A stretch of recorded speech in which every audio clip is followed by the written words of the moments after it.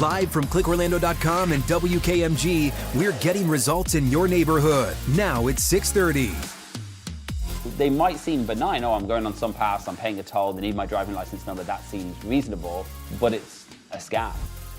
Now at 6:30, a growing scheme tricking people into paying fake tolls. What you have to look for.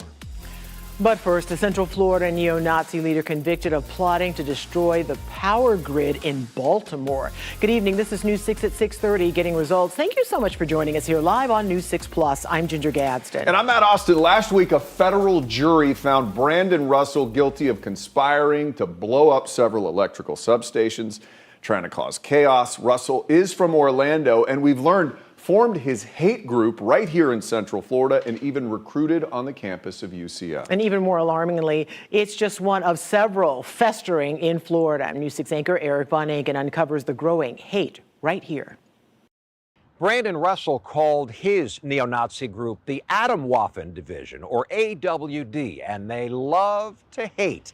The Southern Poverty Law Center, that's a longtime nonprofit dedicated to confronting racism, says that in 2015, the group handed out flyers to students at UCF asking them if they'd like to join their local Nazis. In 2022, at least 7 historically black colleges, including Bethune-Cookman, were besieged with bomb threats from a caller claiming to be part of Atomwaffen. How many other hate groups have ties to Florida? According to the Southern Poverty Law Center, more than half a dozen. No more Jews! Yet another group of self-proclaimed neo-Nazis descended on UCF in 2022 and attacked a Jewish student. That hate group was the National Socialist Movement, based in Kissimmee. There's also the Nation of Islam in Miami, with a lengthy record of anti-Semitism, homophobia, and connections to prominent white supremacists. The GDL, or Goyim Defense League, in Crystal River, and Stormfront in West Palm Beach, created by a former Klan boss and longtime white supremacist. Does this surprise you? Not really. So many people, it seems, wash their hands of this and say, this doesn't affect me. Well, it affects all of us in one way, shape, or form. Obviously, as the chair of the Jewish Community Relations Council, I see a lot of anti-Semitic incidents that have been happening throughout our community. But I also see others. For people who aren't Jewish, what can we do about this? Be there to support your community in general, whether it's Jews experience anti-Semitism or any other group experiencing hate. But there is some good news tonight. Remember, a couple of years ago, the state of Florida made it a law that you cannot harass someone for their religion. And then also last year, specifically in the law, for the first time, the state defined what anti-Semitism is. A reporter on several sheriff's offices now adding their own hate group task forces.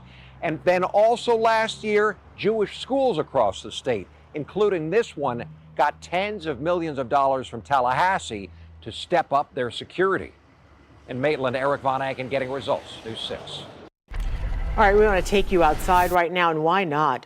This is a live look over downtown Orlando. It's from our Light Orlando Delivering Hope camera.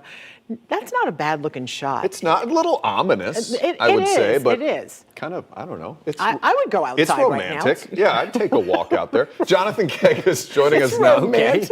I mean, a little cloudy. I'm trying to make stuff up. I mean, I'm a big fan of clouds. We've been on. So do you find them romantic? One would say I would. Yes, they are poetic. Yeah, nothing. It does look ominous, but those are no threatening clouds out there. Those are not threatening clouds. Where we do have, I wouldn't say threatening, but certainly reducing visibility significantly is right along the Flagler coast. We do have a dense fog advisory just for the coast. It says that the visibility in Palm Coast is 10 miles, same for Daytona Beach.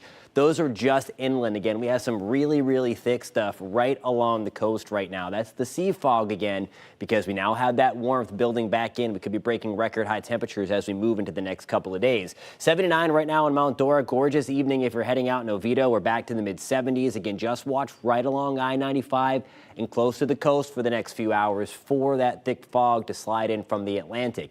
Gorgeous tonight. Patchy fog develops for almost everybody overnight again. We're back to the upper 60s by 11, 66 degrees by 1 o'clock in the morning. High temperatures today, 10 degrees above where we should be. Made it back into the mid 80s. We're going to be pushing 90 by the end of this work week. We're going to talk much more about that, guys, coming up in about 15 minutes. My goodness. Okay, Crazy. Jonathan, thank you. Well, we are digging into a growing scheme, and it's targeting people right here in Central Florida. It starts with a simple text message claiming you have unpaid tolls. But don't be fooled by this thing right here. It's designed to get your information. News 6 investigator Lewis Bolden has today's schemes and ripoff alert. They are popping into cell phones across the state. Please pay your toll in Florida. They look legit, especially if you do owe tolls. Some of these will get really sophisticated. Danny Jenkins is the CEO of ThreatLocker, a Central Florida cybersecurity company. So they might seem benign. Oh, I'm going on some pass, I'm paying a toll, they need my driving license number. That seems reasonable, but it's a scam. Just last month, the FTC issued a consumer alert calling it a text scam. Jenkins and SunPass say those links go to fake websites that mimic real ones with slightly altered domain names. Experts warn these sites are designed to steal your personal information. This is often the entry point into your life getting a lot worse because they'll collect small pieces of information. Once you click the link, you might be asked for your credit card details, driver's license number, or even your social security number. So there's people on the dark web, they'll trade 10,000 driving license numbers for Florida residents for X. So you may not actually lose anything from that transaction, but you may now have your driving license sold to 50 different criminal organizations that will now do other things. If you receive a text or email about unpaid tolls, go directly to the official website to check your account. Of course, never click on links in unsolicited messages. The link in this text resembles SunPass. News 6 contacted SunPass, and a spokesperson sent us a statement saying, in part, these messages were not sent by SunPass. Please note SunPass does not ask customers via text to make a payment or to take immediate action on their account. Remember, don't fall for the scheme, don't get ripped off, but if you do, email me at lbolden@wkmg.com. Getting results, I'm Lewis Bolden, News 6. Something else to add to the list. Can we all just agree that if someone you doesn't know texts you, that it's a scam? Don't trust them. There are people who do text me, and I still think it's a scam. Is that why you haven't? I won't answer you your haven't text returned my messages. texts. Makes sense. Well, Orlando City Council members approved funding for a study of Sunrail's extension along the Sunshine Corridor. The project will connect Sunrail to the Orlando International Airport, International Drive, and Disney Springs. Officials say more studies need to be done before the project can get state and federal funding. Florida Department of Transportation has pledged $2 million if local governments cover the rest. In today's meeting, council members approved spending $500,000 on this study. With this approval, Orlando takes a big step toward enhancing its transportation network, promising easier access and greater connectivity for residents and visitors alike. Now to Tallahassee, a new proposed constitutional amendment aims to cap state lawmakers' service at 16 years in the legislature. Now, this would allow 8 years in the House and 8 in the Senate, consecutive or not. Recently, some lawmakers have switched between chambers or served non-consecutive terms, resetting term limits. State Senator Blaise Ngolia, who filed the proposal, believes 16 years is sufficient for legislative service. When you serve in the legislature, you're supposed to be serving for the greater good. It's not supposed to be self-serving. So I'm hopeful that a lot of my colleagues will see that and see that this is a good thing for the state of Florida. It's a good structural change that the voters need and want. The proposal is filed for the legislative session. It starts March 4th. Now, if lawmakers approve the plan, it will go on the 2026 ballot where more than 60% of Florida voters would have to agree upon it.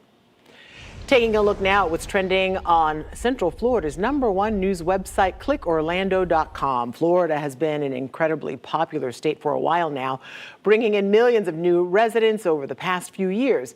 But it's also sparked concerns about a rising cost of living. U.S. Census Bureau data show that just more than 510,000 Florida residents went to other areas of the U.S. in 2023. The biggest destination for outgoing Florida migrants was Georgia, likely thanks to its neighboring proximity. It's a quick trip. It is. It's also pretty there, too. Yeah, it is. If you're wondering where everyone else went, we have the full list of states. Just head on over to clickorlando.com. I mean, it's hard to beat Florida, but if you want some mountains. That is the crazy thing. A pretty short drive with your U-Haul gets you up into some beautiful mountains really up there yeah. at Blue Ridge. Yeah. Here are some other trending stories right now on clickorlando.com. Here in Central Florida, as temperatures climb, so do the pollen counts. Man, my car's covered. I don't know about yours. I saw that today, yes. Thick This can leave many folks sniffling and sneezing their way through the season, but why exactly does warmer weather lead to more pollen? Chief Meteorologist Candace Campos shares that and some tips and tricks to help you survive that pollen season. Finally, if you've ever had Coke at McDonald's and wondered why does it taste better, your taste buds are not lying. The New York Times says delivery and production of Coca-Cola to McDonald's is different than all the other restaurants. We share how they do it in this story at clickorlando.com. It's pretty fascinating. They made that decision years ago. So interesting, and only with McDonald's. Only McDonald's has that deal, and it does taste better there, I think. Yeah, you think, like, why does it taste, like their fries taste different than anybody else's, too? Those fries are good. Different. Yeah. Well, Disney is a big player when it comes to caring for Florida's manatee population. But now they're stepping up to the plate even more, taking care of more gentle giants. Coming up, how the most magical place on earth is getting results for our beloved sea cows. First, though, how one Central Florida community is finding a solution to prepare for future flooding. You're watching News 6 at 6:30 live on News 6 Plus. We're getting results from Mount Dora, Deltona, and all of Central Florida. We'll be right back. Brought to you by your local Toyota dealers. Toyota, let's go places.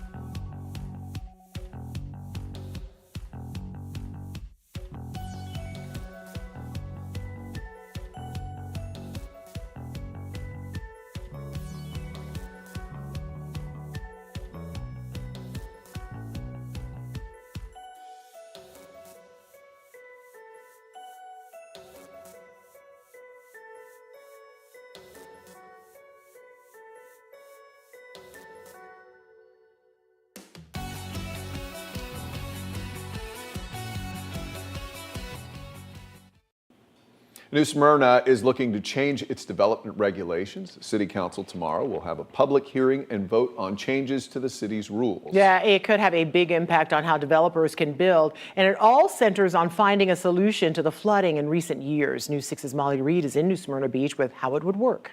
The city hopes these changes would help future homeowners here and, of course, the current ones. Now, going back really quick, 1,000 homes here in New Smyrna Beach flooded during Hurricane Ian in 2022. 30 homes flooded during Hurricane Milton last year, but the roads, they were inundated with water for weeks after this storm. Now, the city actually was thinking about making these changes well before these major storms. Have since revamped the original changes they wanted, and now it's going to a final vote. It was pretty stressful, and even right now, we're at the point that when it starts getting near hurricane season, we start getting anxious. I was with John Welch right after Ian hit in 2022. As he started his renovations and his family was living in an RV in their driveway. His entire neighborhood flooded in the storm. During Milton last year, it still came up pretty close to the house, didn't it?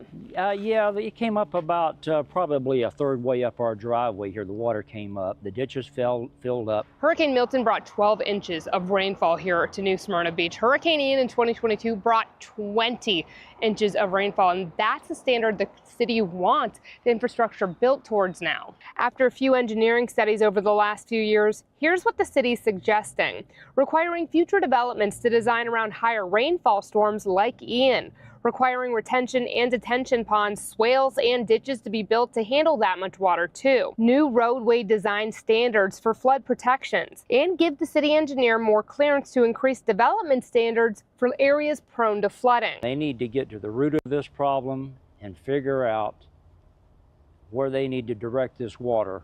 Yeah. And obviously what they're doing is not working, but they're still allowing building to continue. There will be a public hearing as part of the city council meeting on this tomorrow. Then it'll go for its final vote. In New Smyrna Beach, Volusia County, I'm Molly Reed getting results, News 6. I mean, something has to be done. Absolutely, yeah. It'll be interesting to see how the future looks for that situation. Taking a live look over downtown Orlando from our Light Orlando Delivering Hope camera. Did it just get dark like super fast? I feel like we looked out and it was beautiful maybe 5 minutes ago, or maybe that's just our life passing before our eyes, just like that. Wow. Jonathan Kagas, we're getting deep out here tonight. Well, I feel hopeless now. I felt good about things. It was an ominous sky that we saw before, and then the lights just turned out.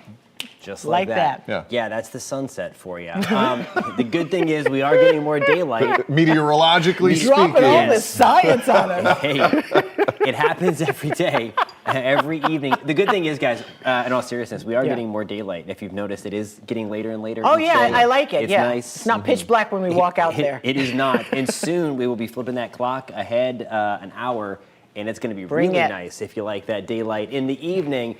Okay, right now we have some thick fog to talk about. It is very localized, but certainly going to impact you if you're heading out to dinner tonight on I-95 or anywhere on A1A close to Palm Coast, into Flagler Beach, Daytona Beach, Port Orange, New Smyrna Beach, and into Marineland, right along the Flagler coastline tonight. While it says 10-mile visibility right there, satellite again picking up, and the sensors we have on the ground picking up on that fog very, very close to I-95. So just keep that in mind tonight if you are going out over the next couple of hours.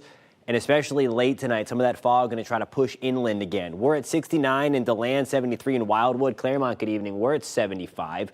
Winter Haven's checking in at 80. We're back to the mid-60s in Palm Coast, 66 in Daytona Beach. Now here's a look at your pinpoint accurate forecast. Your forecast is sponsored by Florida Lottery. That fog still sticking around tomorrow again when you wake up. It's going to be widespread along the coast and then a little more patchy inland. We're at 62 in Mount Dora tomorrow morning, 63 degrees in Palm Bay, West Melbourne. We're back to the low to mid 60s as well. Highs tomorrow, then climb into the mid 80s in Oviedo, 84 in Kissimmee, same ballpark that we were today in Groveland. We're back to Bushnell, or 84 degrees.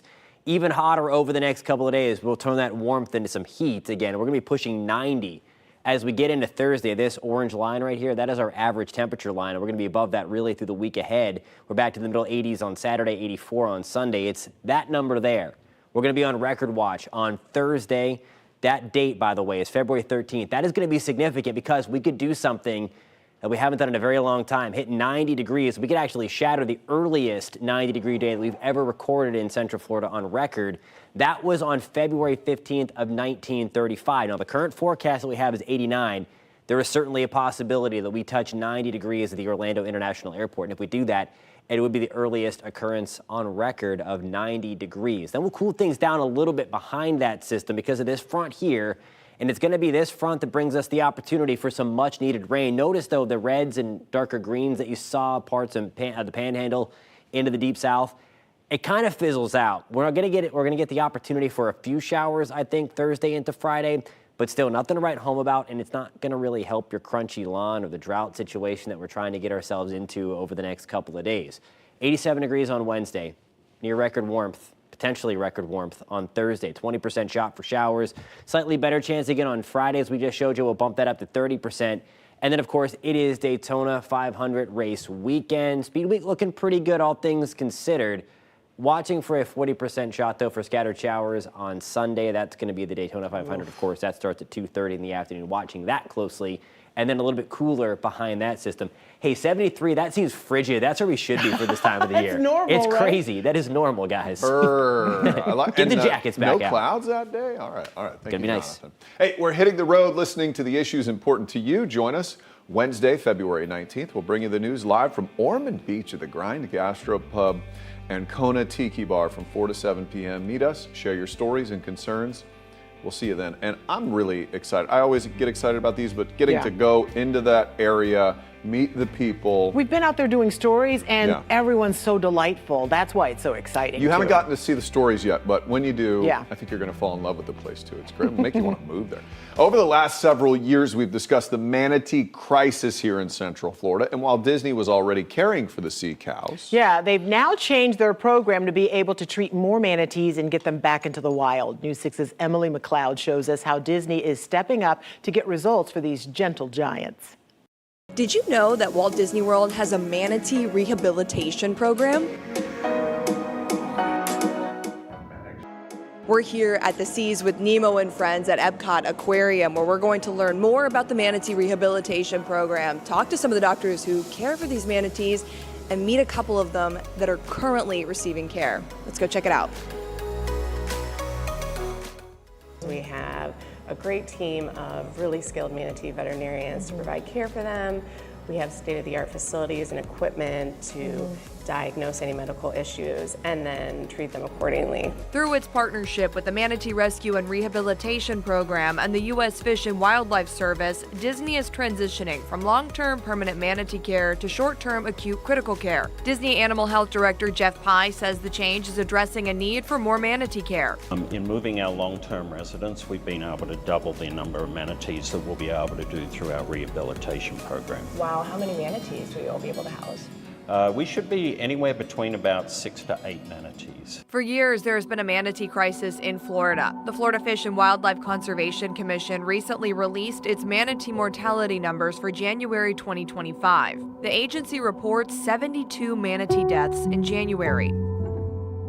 Dr. Jen Flower says this new change in their program will make a positive difference for the manatee population. What kind of impact do you think this will have on our manatee population and your ability to care for them? Our recent shift to shorter term care is going to really help the manatees even more than before. So we're able to get manatees in, rehabilitate them and release them relatively quickly.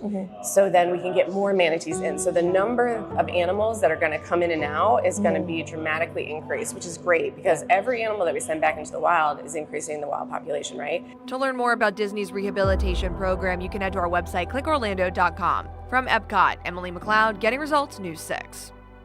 I don't know what it is about those sweet manatees. I just love them. I know. Faces I do are too. just precious. That exhibit there at Disney is great. You just watch them just chomping on lettuce all day. And the more big companies we can get involved putting their resources into this, the better off those manatees will be.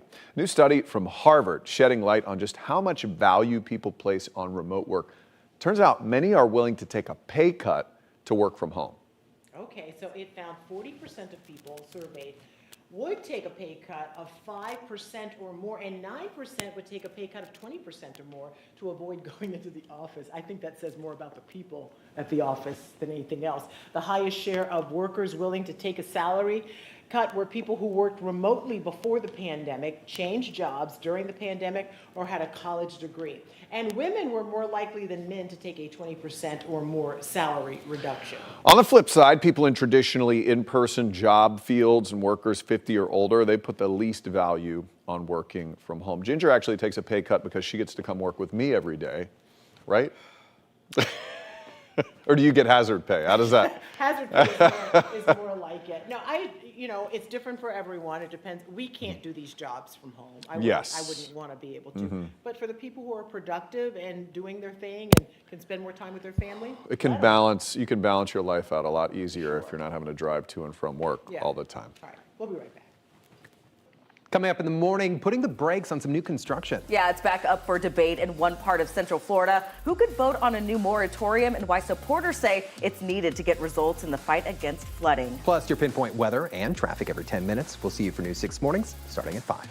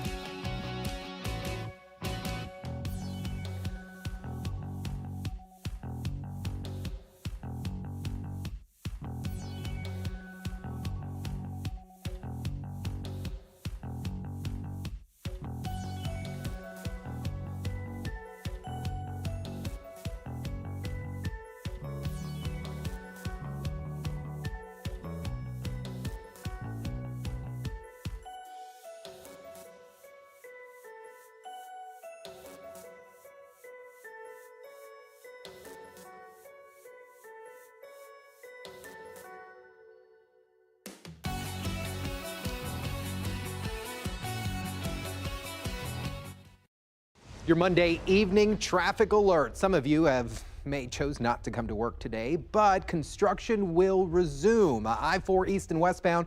Make sure you're paying attention overnight, please. And then also down in our Narcoossee area, I'm talking 417 north and southbound, right around Moss Park. No major shutdowns, but you will see some lane closures, and that will continue throughout the week. I'm Trooper Steve with your News 6 traffic alert. Drive safely. I'll catch you in the morning. All right, so if you've ever read the Harry Potter novels or books, you can even watch the movies. You know the characters are able to talk to the subjects of the paintings in those books. Right, so now imagine in real life with one of the most famous paintings in the world, the Mona Lisa. An AI-powered museum app is allowing visitors to talk to the masterpieces. Ask Mona is one of the many AI solutions exhibiting at a global summit in Paris, Grand Palais. And it aims to make the museum, I don't know if that's how you say it, but you can have a conversation with Your it. babble was kicking in. Visitors can ask questions to the app, get an instantaneous response, such as why Mona Lisa has no eyebrows. Co-founder of Ask Mona said artificial intelligence is, quote, revolutionizing the way we're interacting with a work of art or any form of content. I'm sorry, I don't know if you can tell by my voice, but I actually absolutely hate this. Ask Mona offers AI solutions to cultural establishments, tourism destinations, educational institutions, retail companies. You don't want to ask Mona Lisa anything? Can't we just enjoy art? If I'm in front of the Mona Lisa in the Louvre in Paris and I'm looking at my phone, Yes. Ginger, I want you to slap me right across the face. Does it have to be for that reason? Yeah, I mean, or Just in general. or just slap me if you want. But I mean, am I the only one? No, I agree. I agree don't with wanna you. stare It's at my dumb. phone when And I'm if supposed dumb. If you've ever seen it in person, it is this It is big. a postage stamp so with small. 300 people So surrounding it yeah. with this much glass. Yeah. So now you've got another layer in between Yeah, you and and now the you got to actual- talk to your phone. Hey, Mona Lisa, I get can it. you tell Yeah. me how was Da Vinci? You know, it's Don't ask like that. Thanks for watching News 6 at 6:30. Stream News 6 online anytime on our News 6 Plus Smart TV app. sorry, I'm a curmudgeon today. Debbie Remember, Downer. we break news on clickorlando.com. See you tonight at 11. Tonight. It's